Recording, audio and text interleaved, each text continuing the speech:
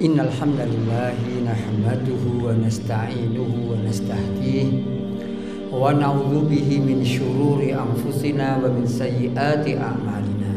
May yahdihillahu fala mudhillalah wa may yudlil falan tajida lahu waliyyan mursyida. Asyhadu an la ilaha illallah wahdahu la syarikalah wa asyhadu anna Muhammadan abduhu wa rasuluhu la nabiyya ba'dah.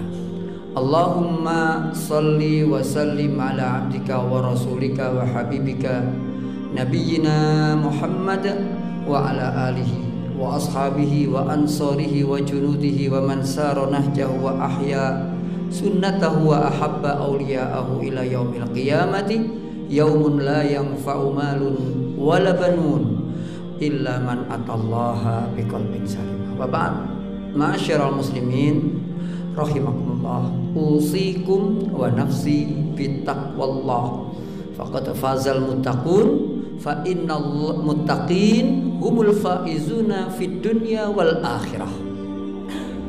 Faqala ya ayyuhalladzina amanu taqullaha haqqa tuqatih wa la tamutunna illa wa antum muslimun.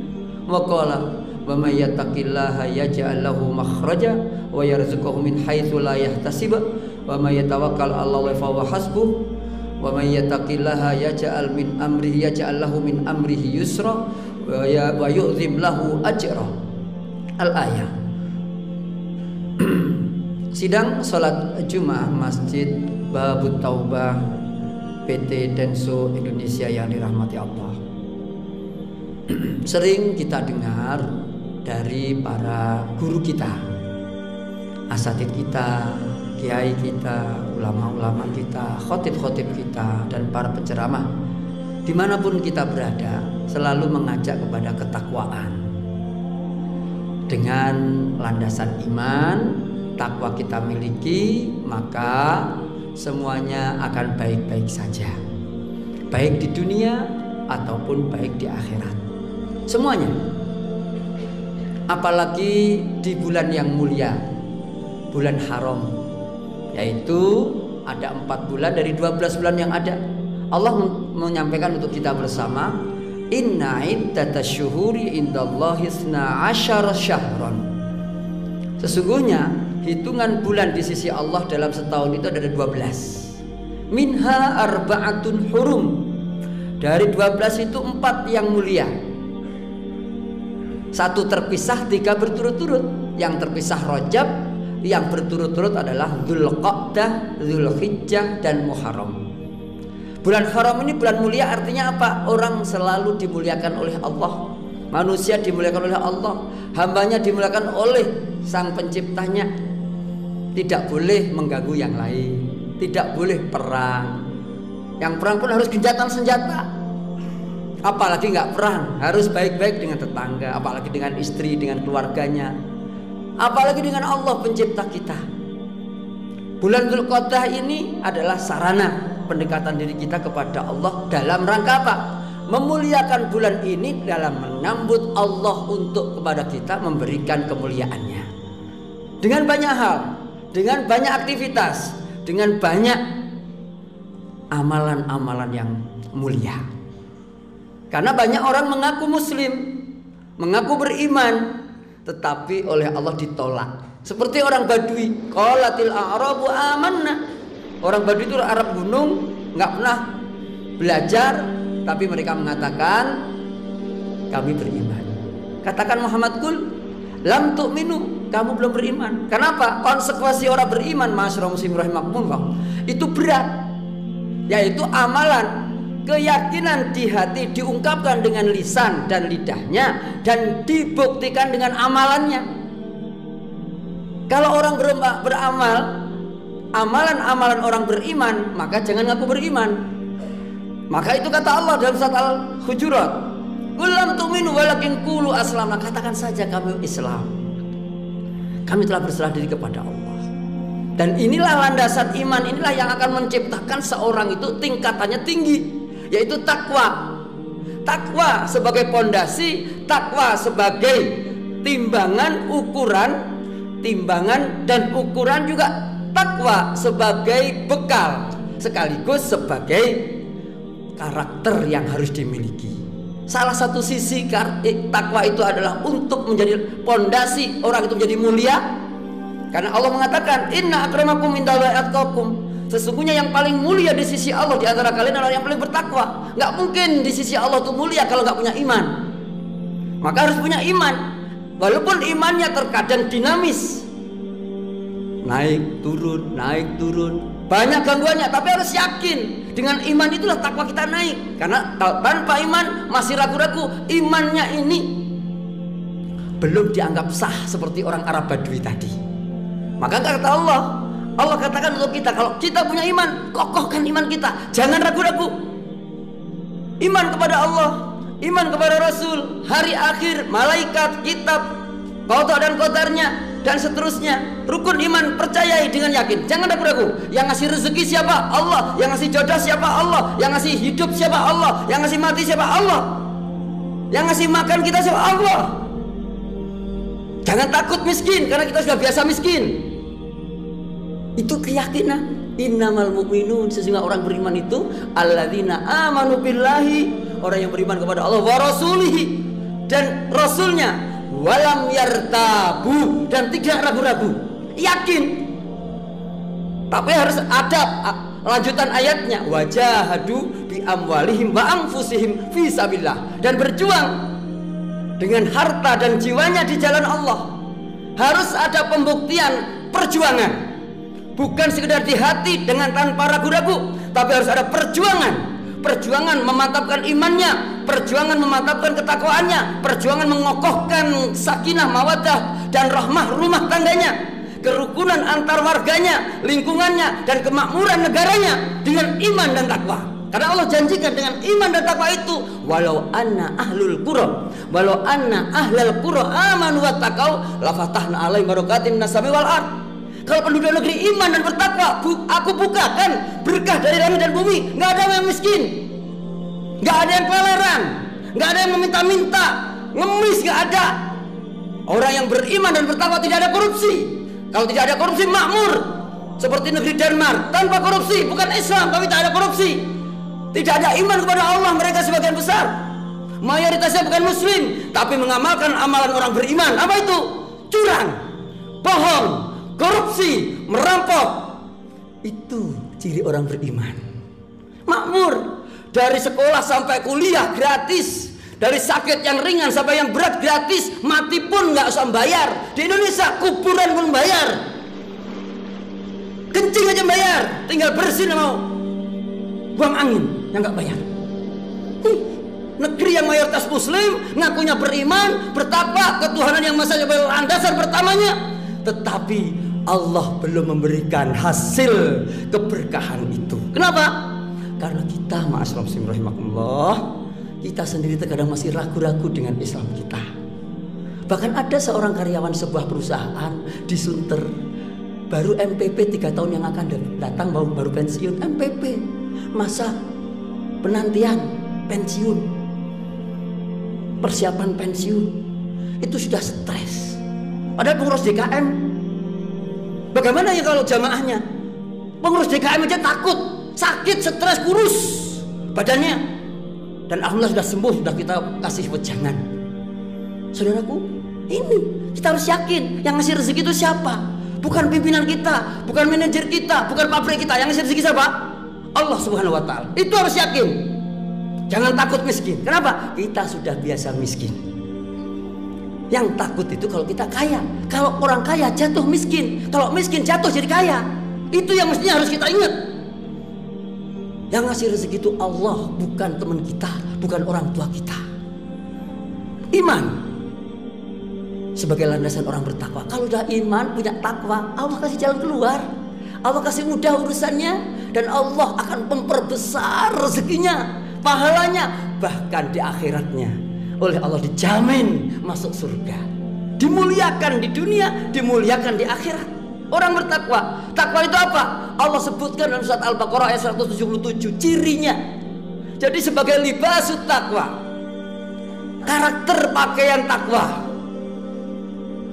dimulai dari iman kepada Allah, Kemudian yang kedua, iman kepada yang lainnya, rukun iman. Kemudian wa atal mala ala hubbihi dzawil qurba wal yatama wal masakin wa ibnas sabil wasailina wa firriqab.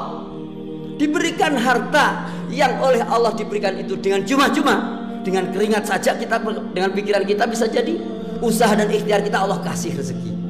Kasihlah pada orang-orang yang kita cintai. Tapi harta yang kita berikan yang kita cintai juga. Ala hubbihi dzawil qurba, kerabatnya, paman bibinya, keponakannya, sepupunya dan sebagainya.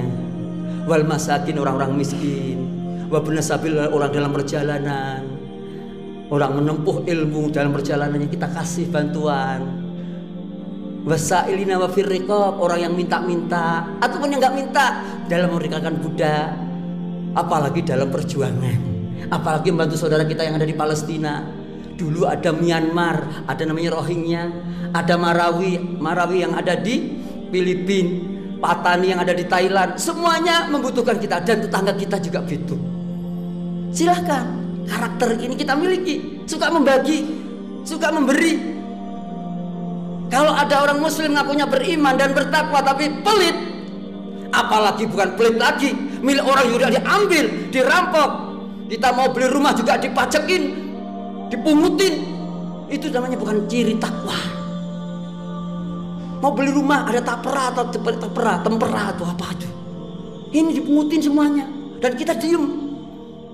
Maka pesan saya untuk kita bersama, latih diri kita, anak kita, keluarga kita suka berbagi. Nanti akan lahir pemimpin yang suka membagi, bukan mengambil, bukan menambah, apalagi mengurangi harta rakyatnya. Malu. Ada sebuah negeri di Afrika dekat Mali sana, wajahnya sih garang, perawakannya juga kasar, tapi hatinya lembut. Semua karyawan perusahaan, pegawai negeri semuanya ditingkatkan gajinya setingkat 50% kenaikannya. Kalau pejabat-pejabat supervisor ke atas dinaikkan, dikurangi, bukan dinaikkan, dikurangi 30%. Dia sendiri sebagai presiden yang nggak usah diambil gajinya. Coba nanti buka. Ini penting, suka berbagi. Kenapa sekarang banyak pemimpin pilkada, pilkades, pilgub semuanya pakai duit? Kenapa? Kalau udah jadi pejabat ngambil, bukan ngasih. Kenapa? Lahir dari rakyat yang suka ngambil.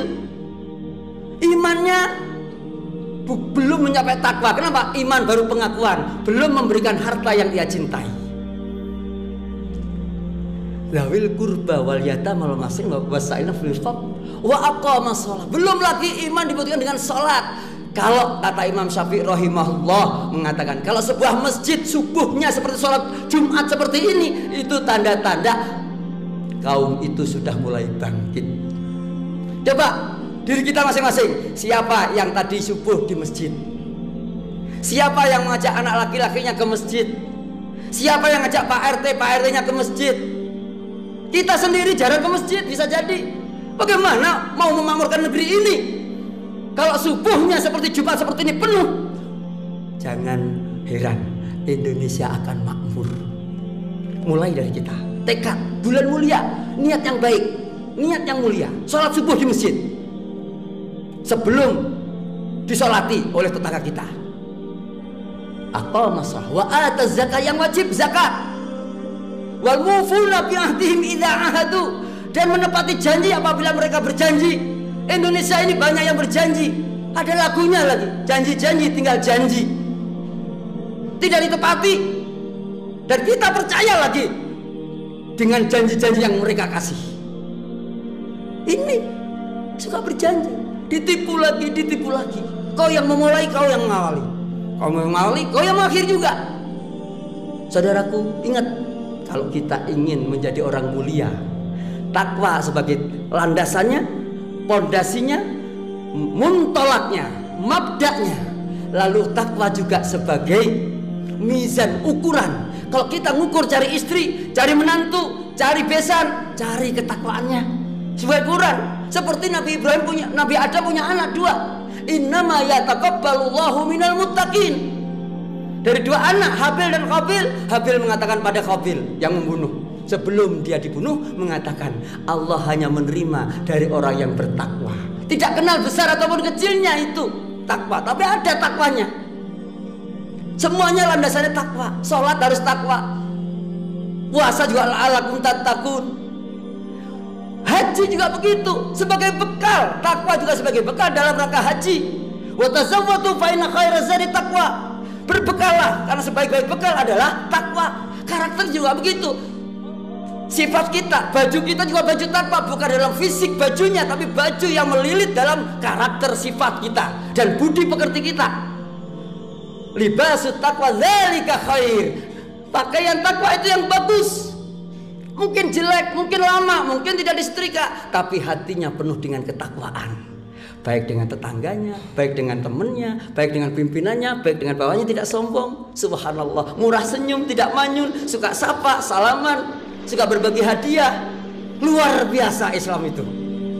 Dan kalau sudah begitu saudaraku, mohon maaf, kita insya Allah tidak perlu lama lagi kita menjadi orang-orang yang sempurna iman dan takwanya. Mereka lah orang Rabbaniyun, selalu dekat dengan Allah, sempurna takwanya dan sempurna ilmunya.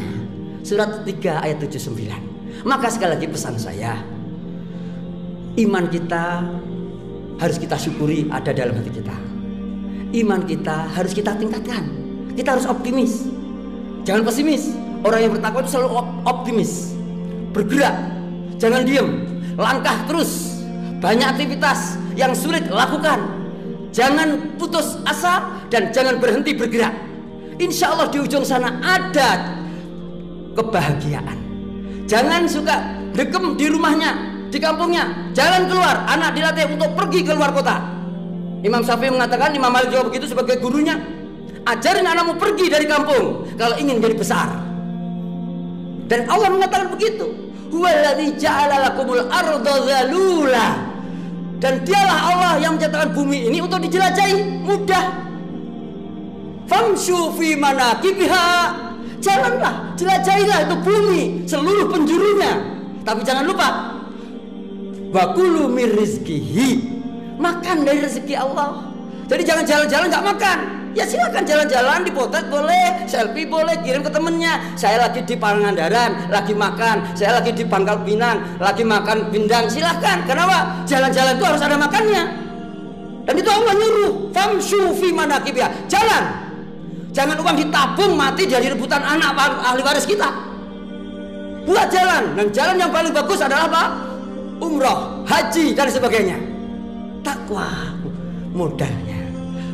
Ustaz boleh enggak kita jalan-jalan ke Eropa dulu, ke Australia dulu, ke Eropa, Amerika dulu sebelum haji dan umroh? Boleh. Kenapa? Mau haji belum ada modalnya, pergi ke Amerika, kerja di sana, cari modal untuk haji dan umroh. Memahami ayat juga begitu, dalil juga begitu. Ini belum haji, belum umroh sudah ke Amerika, lalu dia cari modal. Dia sekolah, dia kuliah, S2, S3, silakan. Ke Jepang, silakan. Jangan diem di rumah. Anak kita latih jalan-jalan sambil silaturahmi. Itu takwa.